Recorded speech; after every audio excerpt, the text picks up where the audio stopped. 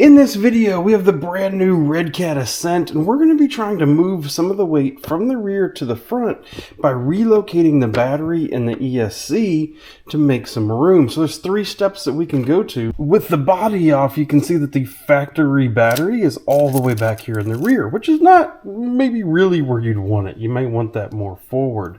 One of the locations that we can do is just to put it right here in the center. But if we move this ESC back, there's a chance that what we can do is actually put a battery up here in this front location, as long as it's small enough and it fits and we don't eat it with the gear right here. If we do that, then we will have even more of that weight over the front tires and help improve our weight balance. So as we get this started, I'm going to put in my Ovonic 3000 milliamp that I used here for testing, and we're going to do a baseline weight of this truck with this in there. This is with that 3000 milliamp battery back there in the factory location. We have a 57%, 1500 gram front weight, 43% on the rear, total 2645.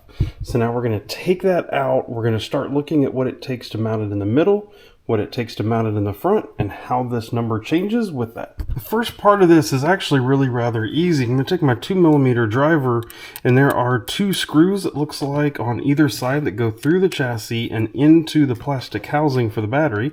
We're going to take those 4 screws off and just remove this whole thing. Now the second part of this is if we want to mount a battery right here on this side, we might be able to just squeeze it in right here next to this body mount. This is, I believe, the cab mount. If you have the 2-piece body, this is what that is for. It is molded in here. They actually provide this nice handy little housing here, or strap mount right here. So you can put a strap through here and you might be able to basically mount your battery there and let the body come in right on the outside of it here. But I think what I'm going to do is just come in here with a little cutoff tool and cut this one off of both sides. I'm not planning on running a cab only body, and then there will be plenty of room to mount the battery. And there we go. Now it is all set, smooth as a button. I'm going to take the factory battery straps out, and then we should be able to pull those right back in here. There you go. So now if you're still going to run a slightly larger battery, maybe like this 3000 Ovonic, then you have the ability to strap that down. Whoop, this might be too long still, huh? You might have the ability to strap this down right there. There you go. So I might need to cut this excess off, but there you go. You have the battery strapped in right on the side. You can tuck your wires up. You may want to put a little bit of rubber or something down here on the bottom to help keep that battery from moving forward or backwards. If you do any kind of crashing, a lot of times a battery mounted like this will slide. So either some Velcro or a little piece of rubber, some foam, something like that sometimes will help these batteries from moving. So let's see, just with this change alone, what the weight difference is. That 3000 milliamp battery is right here in the side instead of the rear. And now look at that. We have actually gained a couple percent of the front. We went from 1500 grams to 1530 and 57% to 59%.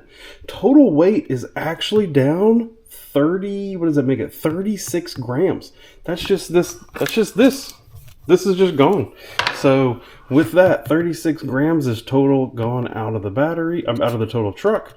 And we've taken a couple percent off here, and that weight that we've moved up to the front is now off the rear. So a couple percentage moved to the front and a little bit down total in the weight of the truck. For some reason online, there's this theory that 60-40 is about the ideal weight balance on a crawler. Well, there you go. Freebie. No tires and wheels changed. No, nothing else done to this truck to impact weight except moving that battery just that little bit, and we're there at that number. We're not going to stop there. So now we're going to take this ESC, we're going to mount it back here next to the receiver. That still leaves room for the battery here. Some folks who do a lot of side hilling may like that instead. Leave the battery here and the ESC there because it's lowering the total center of gravity. But what I'm going to do is move that over here and look at moving the battery all the way up here to the front. See, I don't know if that 3000 Ovonic will fit. We'll have to see what others we have. First step is just going to be, I'm assuming this is double-sided tape down, so we're just going to pry it off and shove it and the wires and everything through. I may need to actually loosen, it looks like I may need to take off this front body mount right here in order to let that come through.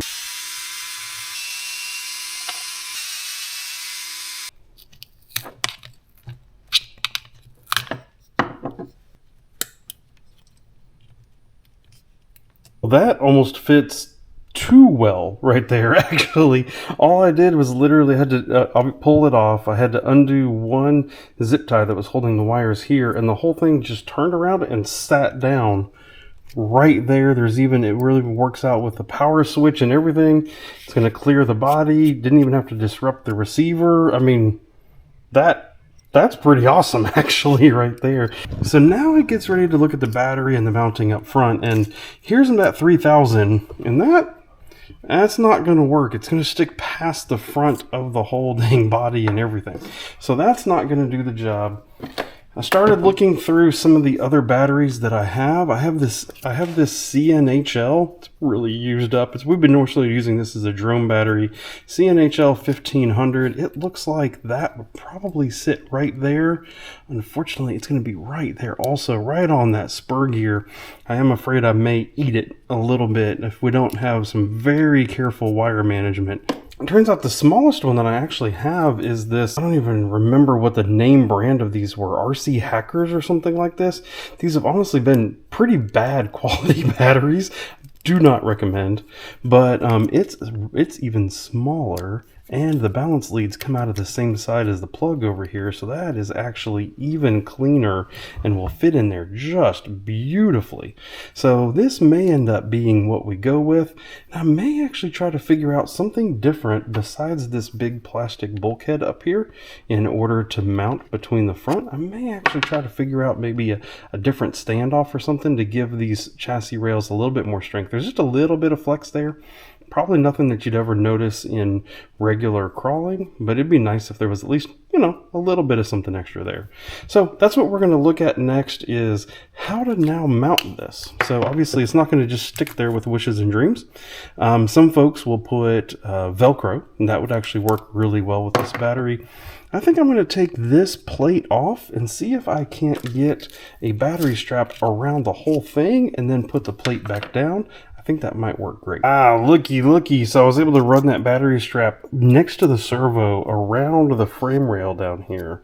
And then it is just short enough, long enough, however you want to say it, to hold that battery in. It comes out over here, battery lead plus balance wire all in the same spot.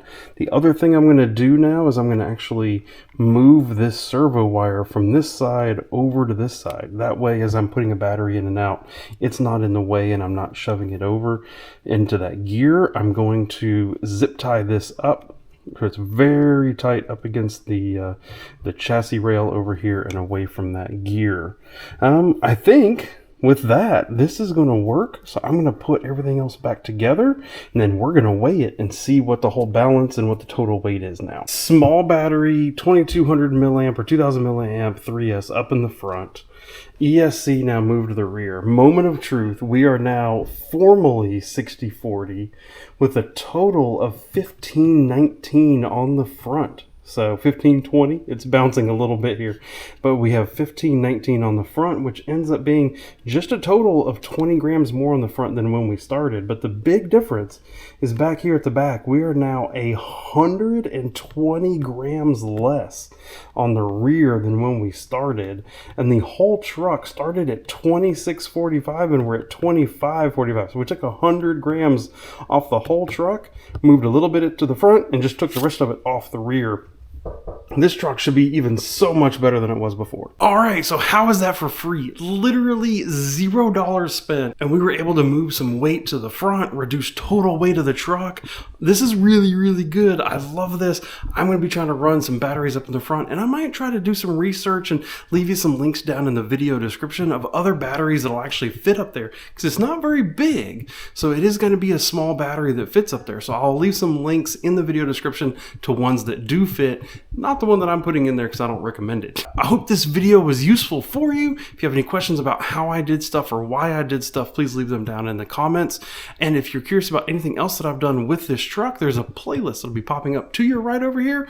And so I will see you in one of those videos. Thank you and goodbye.